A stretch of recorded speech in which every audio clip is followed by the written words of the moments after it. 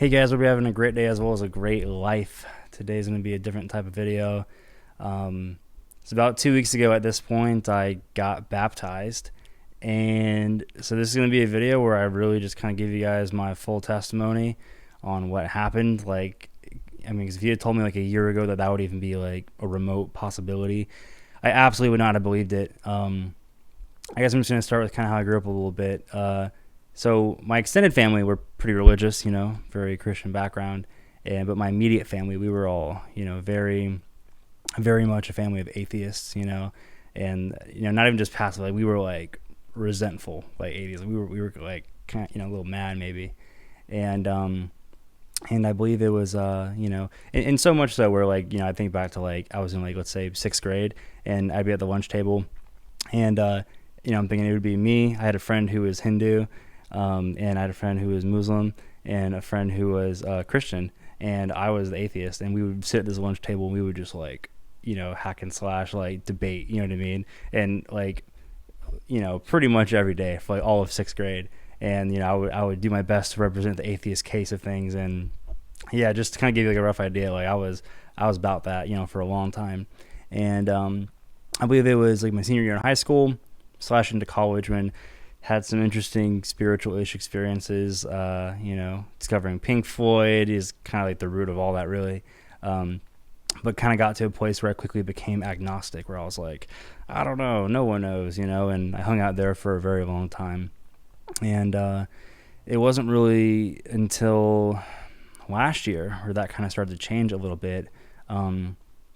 It was actually around when the hiatus kind of started, when I went on that hiatus. You guys remember I was in a really rough spot mentally, was not about it. And it was just, going through a really tough time. And, to the point where I had to step away from the channel for a while. I actually had started going to like a 12-step, program. And I had a good friend of mine at the time where I was, kind of telling my situation to a little bit. And he's much older than me and had been through his own situations. And he was like, dude, you should go to some meetings. And I was like, you think so? He was like, yeah, for sure. And at that point I was pretty desperate, really wanted to kind of figure things out. And I was like, you know what? All right. And again, agnostic at this point. And so I'm getting ready to go to my first meeting. But beforehand, I like Googled like the 12 steps. And I saw that step 3 said, we made a decision to turn our will and our lives over to the care of God as we understood God. I called them up immediately. I was like, dude, I can't go to this program. He was like, why not? And I was like, step 3 says we made a decision to turn our will and our lives over to the care of God as we understood God. I don't believe in God. I cannot go to this program. And you know what he said to me? Literally, he's like, Andy, that's step 3. You're on step 1. And I literally like, there was like silence on that phone call for a second because I had nothing to say. I was like, you know what? Like, fair. I was like, okay. And I just had a deep feeling kind of in like my chest. I was like, I think I need to go to this program. And so I started going to meetings and kind of started coming to believe in a power greater than myself, a very personal relationship just in general, and was coming around in my own way. And was like on kind of like step 3 at this point, which like I'm kind of at that surrender process, and still kind of contemplating things, like figuring out what God looks like to me, because at that point I was coming at it from a very Eastern standpoint. I was meditating a lot, and I think at that point I saw like pretty much all life, like anyone, like animals. Like if I saw a bird in the sky, I'm like, that's God. Like I would see pretty much everything as an expression of God almost. And that's kind of where I was at that time. It was like a very kind of Eastern way of kind of looking at it. And then October happened of last year, where I was visiting my 2 friends up in Gainesville, and I was there for several days, and this is an important part of the story. On the Sunday, I was supposed to go home, and they're like, no, like stay. And I was like, I gotta work. And like, you have your work laptop, just work from here. I was like, I got my cats. They're like, your friend Ricky will check on your cats. And I was like, he probably will. And he agreed. And so I stayed. And it was 2 days later when I fell over, turned blue, and had that spontaneous cardiac arrest, where my friend had to give me CPR for 10 minutes straight. And got brought to the hospital, where I was brought back, and then I flatlined again, and then brought back again. Just that was a whole experience. And I woke up in the hospital and realized what happened. And first thought was, dang, like my higher power's not done with me yet. I have more to do, you know? And so at that point, kind of like my faith just in a God in general got like a lot stronger after that, because I just kind of, I mean, I don't know, like I just saw that as an absolute undeniable miracle that I just couldn't explain. You know, it's like it was just a lot. And I had asked my two friends, I was like, hey, like Sunday's a very normal time to end a trip. Like, what made you guys keep me there? And, you know, they had said, like, we had a feeling, you know, from God that we had to keep you there. We didn't know why. We just kind of knew we had to keep you there. And, you know, what? It just totally got me. And, you know, they're both followers of Christ. And so I was like, you know, like at that point, I was like, okay, like, you know, they're in touch. Like, all I knew at that point is I was like, they're in touch with something. You know what I mean? I just didn't know what that was. And at that point, I was running the opposite direction of Western religion entirely. You know, it was around that time also, I had a feeling that I had a purpose around the corner, but I didn't know what it was. I was walking a lot. And then, you know, I had the feeling like it was right in front of me. And that's, you know, when I said, God, if you think I'm ready, so do I. And, you know, that's when the idea for Breathe Florida came to me, you know, the nonprofit that basically, you know, sponsors like high school students to get CPR certified at no cost to them. That literally came to me, you know, and like, but by that point, like my belief in God just in general, like kind of skyrocketed, where I was like, dang, I have a God-given purpose at this point. Like literally is this, you know, and that became like very, very clear to me. And so my faith in God was like at an all-time high, you know. But again, I was approaching everything from like a very Eastern point of view. Like I think at that point, I was even going to like a Buddhist temple in Tampa, and I was having a great time there. And I believe it was like around March or so, I went and visited, you know, one of my grandmothers and grandfather up in Alabama. Went to a service up there, like a Christian service, and I had a good time. You know, it was cool. I remember after my grandma was like, hey, like Pastor Randy said, if you want to talk about anything, like he wants, you know, if you want to talk about anything, like he'll talk to you. And I was like, no, I'm good. You know, I got my own, you know, way to connect with God. I'm good, you know.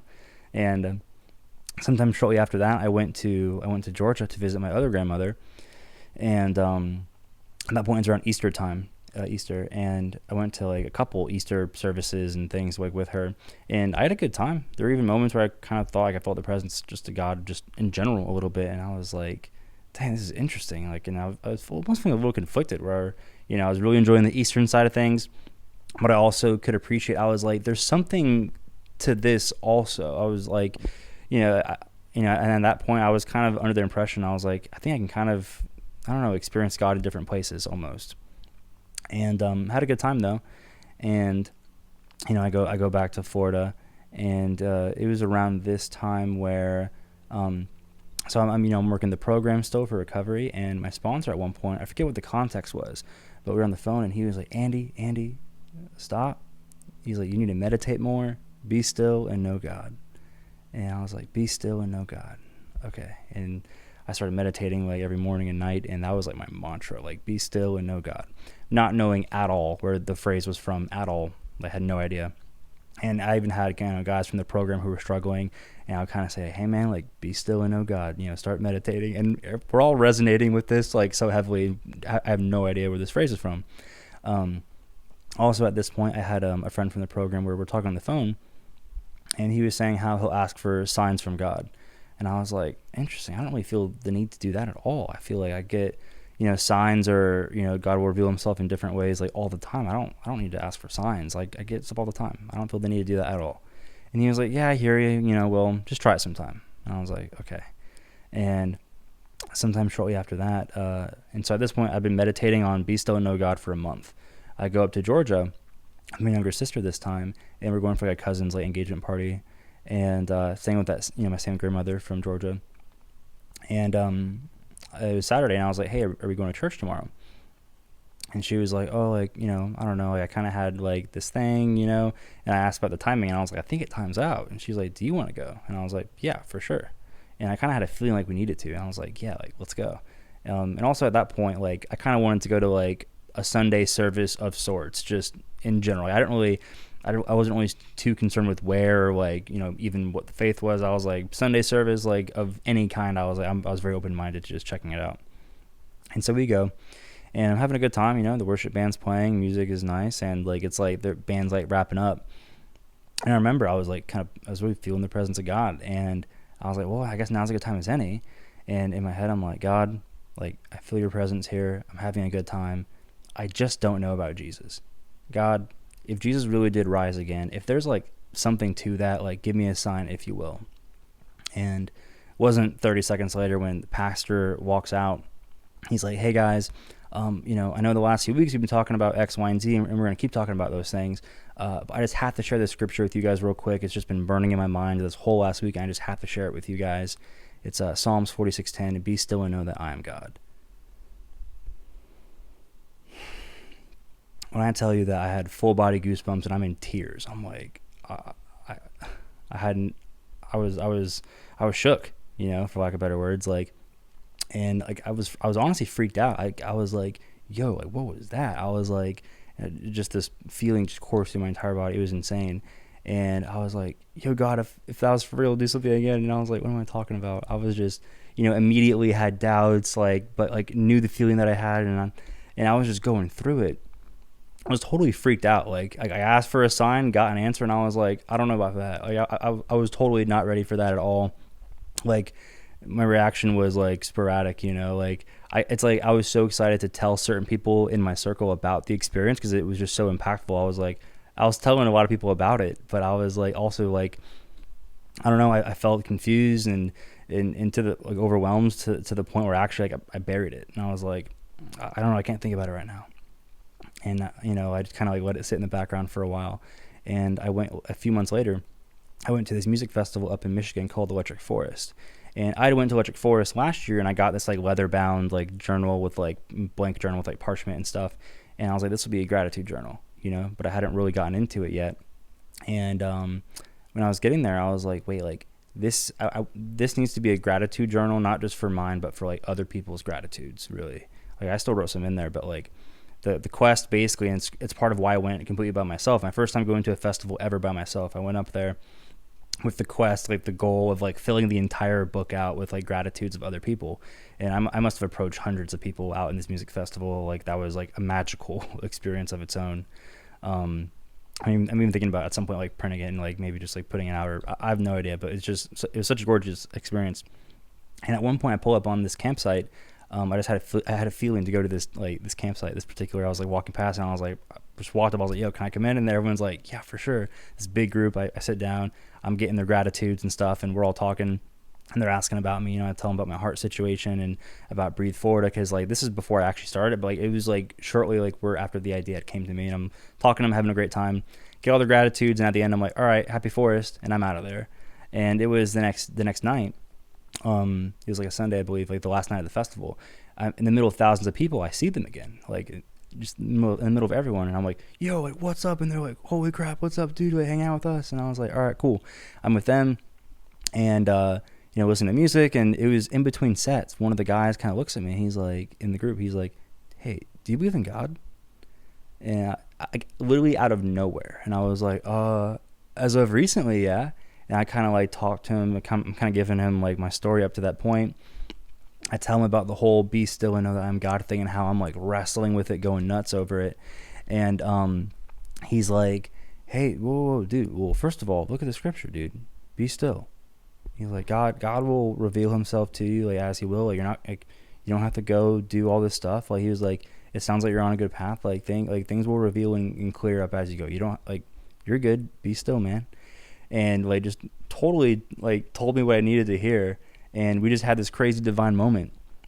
Like it just felt like a divine appointment. And he said, like, he's like, dang, dude, like I'm so glad we're having this interaction right now, because I was so like, basically he was like, I had a feeling from the Holy Spirit that I had to ask you that, and I was really nervous and embarrassed to do so, because I've never asked someone point blank like that. He said he just had a feeling to ask me, and so him and I are both just like melting in this like encounter. We're like, what the heck? This is crazy. And I got his number. We've talked since then. He's an incredible guy. His name's Matthew. He's an awesome dude.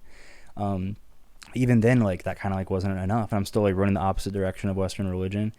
And it was sometime later when I had and this is where we're getting closer to modern time. In like August and like the early September, when I had those back-to-back like 4 heart events, like just straight back to back. And it was when I dropped, that video where, I was telling you guys about the events, talked about Breathe Forward, Alex moving back. And it was that video where this follower from the channel, Brett, up from Indiana, he had reached out via email.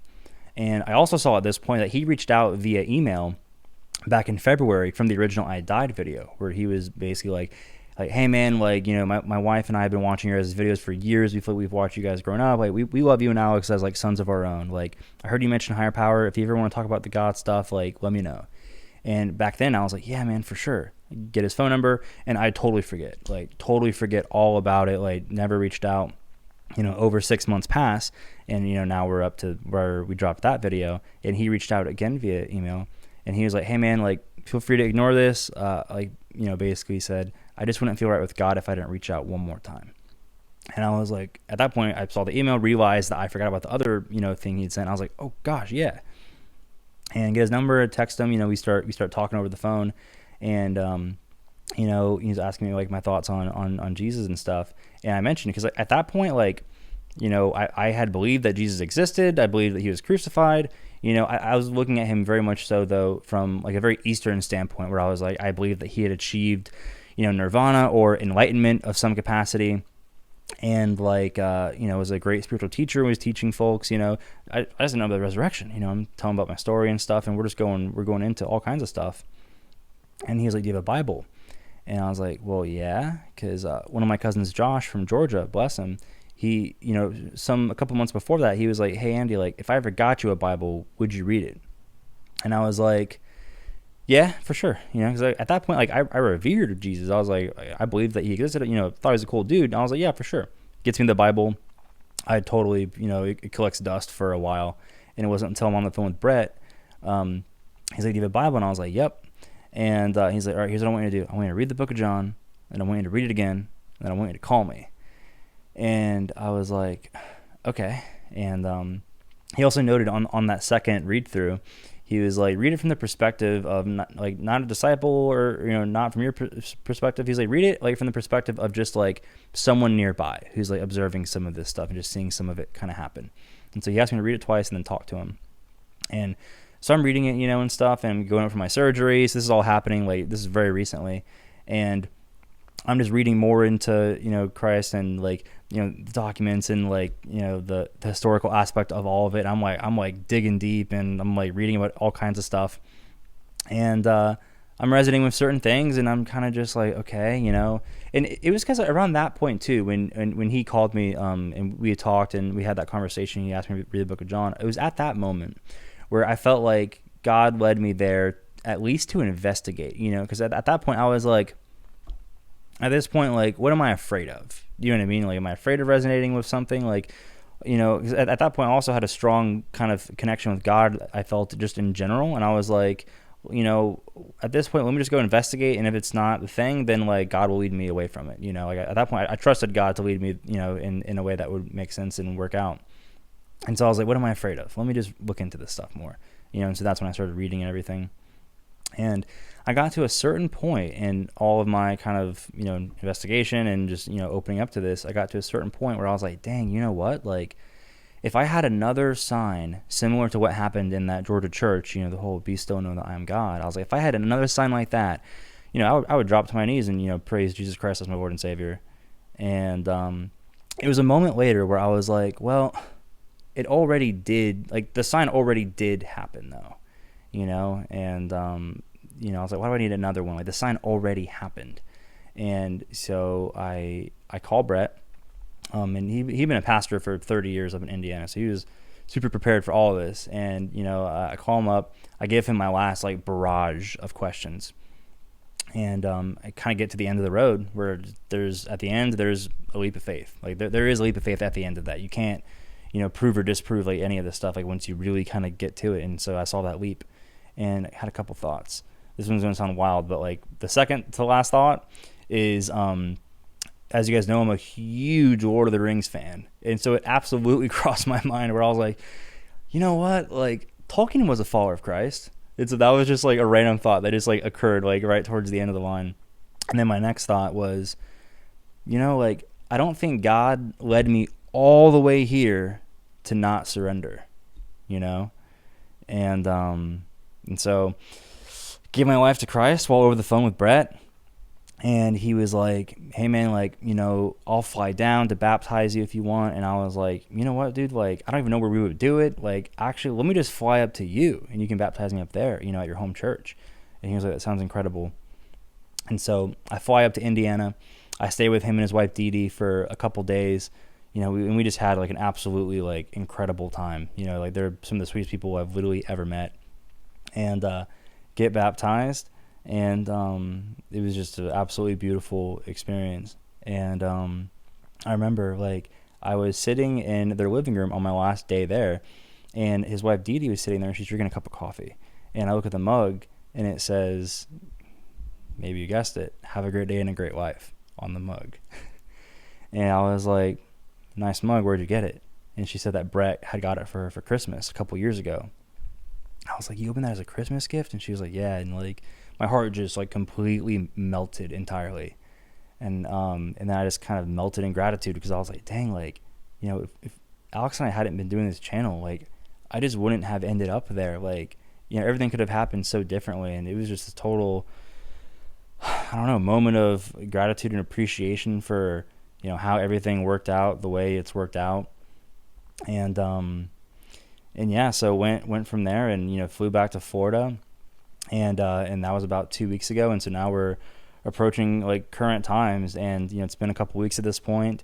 And, I've continued to have these crazy, like serendipitous, like moments, where things just keep happening and where I feel like I'm encountering, and experiencing God in different ways. And I have the feeling like I'm on the right track, and it's just absolutely insane. In general, I will say, like, at this point, I would consider myself like a follower of Christ for sure. I'm still learning. I'm open-minded. Like, literally at this point, like, all that I know is that God led me here. Past that, I don't really know anything. Like, I'm just experiencing this grand symphony and trying my best just to, learn and appreciate. And I don't know, I'm not going around like making, big claims or anything. Something that is interesting though, that I just also want to say is my, the two friends who helped save me up in Gainesville, Comfort and Liz. Like, over the last years, I'm sure you can imagine, I've tried so many times to thank them and to glorify them and, give them praise for, saving me. And every single time, both of them, they're like, whoa, no. Like, that was God. We were just there. And I remember in the beginning, I would even argue with them. I'd be like, no, because Liz, like, you gave me CPR and comfort. You called 911. And they would just be like, no, whoa. That was God. We were just there. And I would eventually agree and, kind of be like, okay, yeah, like, that makes sense, But there would just be this big human part of me that would want to glorify the human part of them. And I'm sure that part of me will always be there to some capacity. But it really clicked for me recently around starting all the Breathe Florida stuff, where like I think like I was at the high school. It was that day, like I went and told my story to like all the JROTC class periods, told them about the cardiac arrest, told them about everything, briefed them about the CPR opportunity, started getting students to sign up for CPR classes, and everything's just going incredible. And the Army instructors there and people are just like giving me so much praise, like, yo, Andy, like, you're incredible, like, you're turning a bad thing into such a good thing, like, God, you're doing so good, like, you're amazing. And the whole time, like, it really clicked. I was, because immediately I'm just like, whoa, like, no, like, this is God, like, I'm just here bearing witness to like this, like, at that point I'm like, yo, like, God saved me in the first place from the cardiac arrest. Like, God gave me the idea for Breathe Florida and like has led me this whole way. And so it was just like, no, it's not me. I'm just a witness. And it really just clicked. And as you can imagine, I had to call them like the next day, I think. I was like, guys, you'll never believe it, because it just totally clicked for me in a different way.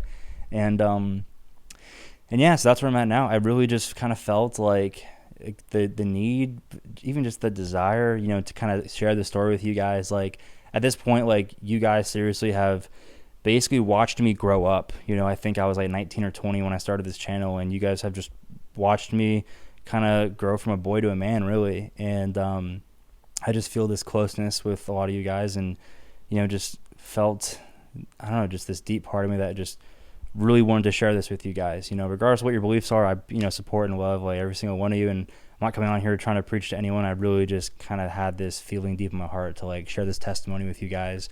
Just express my gratitude for all you guys being here and for listening and for following along this journey.